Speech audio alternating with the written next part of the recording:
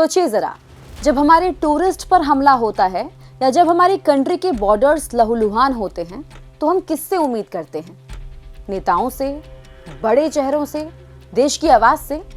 लेकिन सोचिए, अगर वही नेता हमले के बाद आतंकियों का बचाव करने लगे, गवर्नमेंट को ही दोषी ठहराने लगे, तो ऐसे भी लोग हैं जो आज इस क्रूशियल टाइम में भारत के साथ खड़े नहीं हैं, बल्कि अपने वोट बैंक की पॉलिटिक्स के लिए आतंकियों और पाकिस्तान के साथ खड़े हैं। उन्हें क्या कहा जाएगा? देश के गद्दार या फिर बेगुनाहों की लाशों पर वोट बैंक की पॉलिटिक्स करने वाले गिद्ध?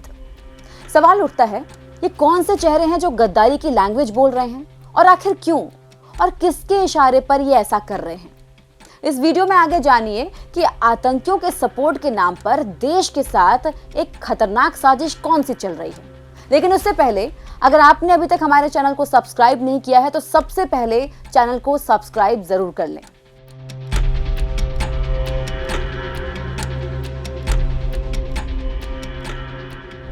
अब बात करते हैं कश्मीर के पहलगाम अटैक की, जहां घात लगाकर आतंकियों ने टूरिस्ट पर हमला किया, उनका धर्म पूछकर उन्हें गोली मार दी। इस आतंकी हमले में 28 लोग मारे गए और इस हमले के बाद पूरे देश में गुस्से की लहर थी।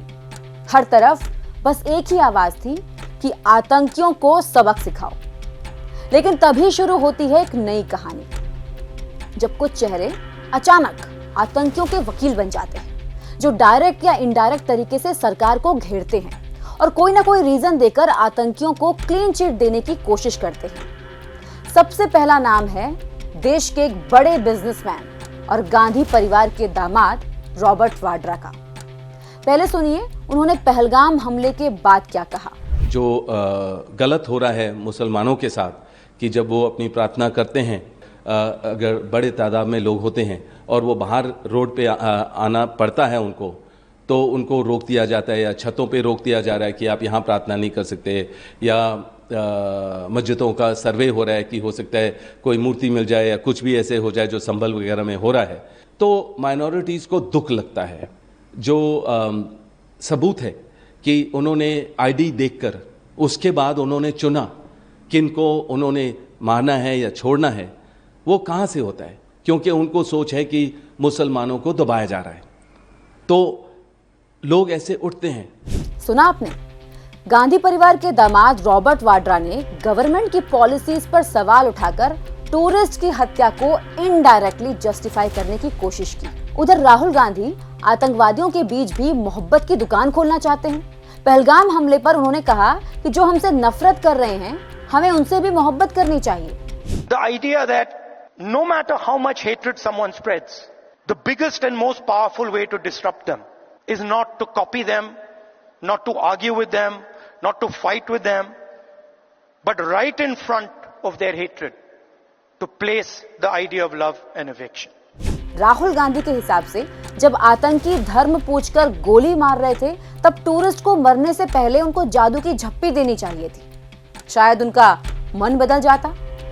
अब आते हैं उस दूसरे नाम पर जो आतंकियों के साथ खड़े हैं। कांग्रेस के ही एक नेता हैं विजय वडेट्टीवार। महाराष्ट्र में कांग्रेस के काफी पॉपुलर एमएलए हैं। सुनिए इन्होंने आतंकियों के सपोर्ट में क्या कहा। पहलगाम की जिम्मेदारी किसकी है? जिम्मेदारी तो सरकार ने लेनी चाहिए। पहलगाम की जिम्मेदारी, जो पहलगाम में घटना हुई, 27 लोगों की जान गई, क्या तुम्हारा वहाँ पे सिक्योरिटी क्यों नहीं थी? क्यों निकाली गई? वहाँ पे तुम्हारे इतने 200 किलोमीटर तक लोग अंदर आके अतिरिक्त घुस जाते हैं, तो तुम्हारा इंटेलिजेंस क्या कर रहा था? वो फेल्यूर नहीं है। बात क्या करते हैं? तो उन्होंने हिंदू का पूछकर मारा। अरे कोई टेररिस्ट को पूछने तक समय होता है क्या? उनके कान में जाके नजदीक जाके पूछेगा। विजय वडेट्टीवार तो कांग्रेस के एक एमएलए हैं, लेकिन अब देखिए कैसे एक बड़े चीफ मिनिस्टर ने भी देश विरोधी सुर में सुर मिलाया। ये चीफ मिनिस्टर भी कांग्रेस के ही हैं। नाम है सिद्धरामैया, कर्नाटक के सीएम। सुनिए पहलगाम अटैक पर सिद्धरामैया ने कैसे पाकिस्तान का बचाव किया। ಬಿಗಿ ಕ್ರಮಗಳು ತಗೋಬೇಕು ಅಷ್ಟೇ. ಭದ್ರತಾ ವ್ಯವಸ್ಥೆಯನ್ನ ಬಿಗಿ ಮಾಡತಕ್ಕಂಥ ಕೆಲಸವನ್ನು ಮಾಡಬೇಕು. ನಾವು ವಿದ್ಯುತ್ ಪರ ಇಲ್ಲ, ನಾವು ಶಾಂತಿ ಇರಬೇಕು, ಜನರಿಗೆ ಭದ್ರತೆ ಇರಬೇಕು. बहुत दुख का विषय है कि कांग्रेस पार्टी के कुछ नेता ठीक वही भाषा बोल रहे हैं जो पाकिस्तान के नेता बोल रहे हैं. कांग्रेस के वरिष्ठ नेता और कर्नाटक के मुख्यमंत्री श्री सिद्धारमैया के द्वारा यह कहना कि युद्ध कोई विकल्प नहीं है, यह अक्षरशः वही भाषा है जो पाकिस्तान के रक्षा मंत्री, पाकिस्तान के गृह मंत्री और पाकिस्तान के विदेश मंत्री बोल रहे हैं. सिद्धारमैया का ये वीडियो भारत से ज्यादा पाकिस्तान में वायरल हो रहा है. जब दुश्मन देश आपकी बातें हाईलाइट करने लगे तो थोड़ी शर्म तो आनी चाहिए ना, लेकिन इन्हें शर्म नहीं आती, इसलिए ये पाकिस्तान से युद्ध ना करने की सलाह दे रहे हैं. उधर कांग्रेस के नेता और पूर्व कैबिनेट मिनिस्टर सैफुद्दीन सोज का कहना है कि जब पाकिस्तान कह रहा है कि पहलगाम हमले में उनका हाथ नहीं है तो मान लेना चाहिए ना.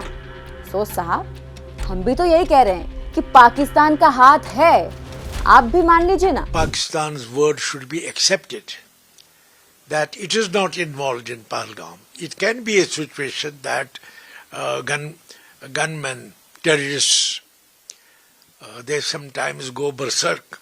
They don't remain what you call steadfast under a particular command. और इन बयानों के बीच सबसे बड़ा और सबसे घिनौना बयान देश के सबसे बड़े आंदोलनजीवी राकेश टिकैत का है.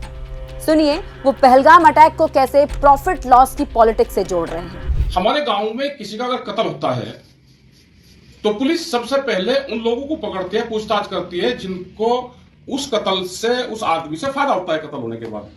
ये जो एक घटना घटी है इससे लाभ किसको हो रहा है? कहां ढूंढते फिरोगे भाई? चोर तो आपके बीच में यही घूम रहा है. वो बॉर्डर पार पाकिस्तान में थोड़ा आएंगे जो बिठाओ पूरे देश की वो चले जाओ पाकिस्तान में. चोर तो आपके बीच में है. इस घटना से किसको लाभ हुआ है और किसको नुकसान हुआ है? क्या कोई कश्मीर के लोग अपने यहाँ पे घटना करके आबाद होंगे? राकेश टिकैत से भी ज्यादा शॉकिंग बयान उनके भाई नरेश टिकैत का है. इनका बयान सुनकर तो लिटरली माथा भन्ना जाएगा.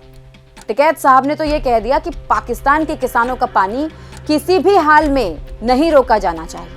तो उसमें तो गलत निर्णय है उसका. वो जो समझौता है वो तो लागू रहना चाहिए. हम उसके पक्ष में नहीं. पानी तो चलता रहना चाहिए. पानी बिना तो सब कुछ बेकार हो जाएगा मामला. हद हो गई. टिकैत साहब को पाकिस्तान के किसानों की चिंता है, लेकिन पहलगाम में मारे गए अपने देश के टूरिस्ट के लिए शायद दिल में जगह नहीं. आज भारत एक नहीं, दो पाकिस्तानों से लड़ रहा है, एक बॉर्डर के पार और एक बॉर्डर के अंदर. जब पहलगाम में मासूमों की लाशें बिछ रही थी तो कुछ नेता आतंकियों के लिए आंसू बहा रहे थे और अपनी ही सरकार को कटघरे में खड़ा कर रहे थे. अब सोचिए, क्या इन्हें नेता कहा जाए या फिर देश के दुश्मनों का पॉलिटिकल एजेंट? याद रखिए, जब देश पर हमला होता है ना तो देशभक्ति कोई ऑप्शन नहीं होती, वो फर्ज बन जाती है. लेकिन कुछ लोगों के लिए वोट बैंक, कुर्सी, सत्ता, सब कुछ देश से बड़ा बन गया है.